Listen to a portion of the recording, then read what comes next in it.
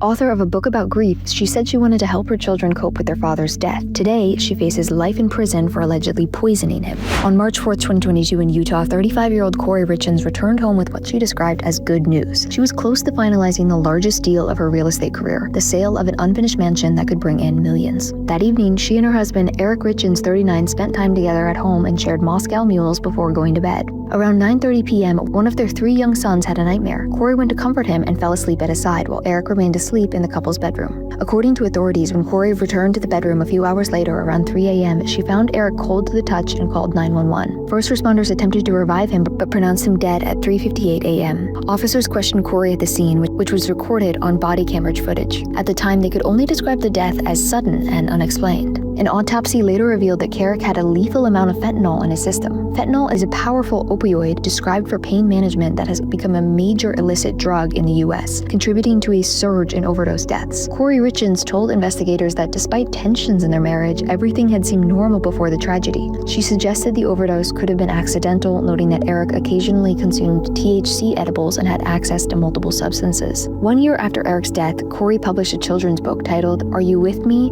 To help her 3 sons cope with grief.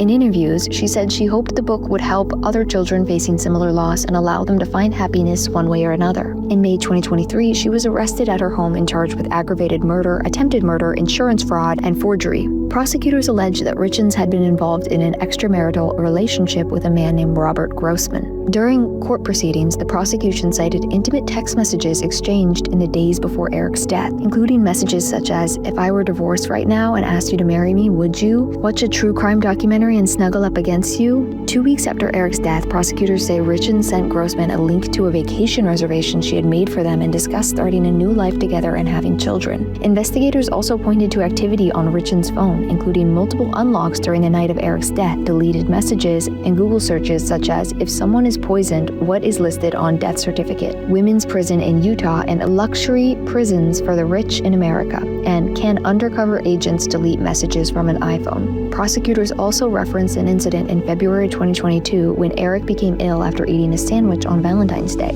The defense had described the episode as an allergic reaction, while prosecutors have suggested it may have been an earlier attempt to poison him. Corey Richins has pleaded not guilty. If convicted, she faces life in prison. The trial is ongoing.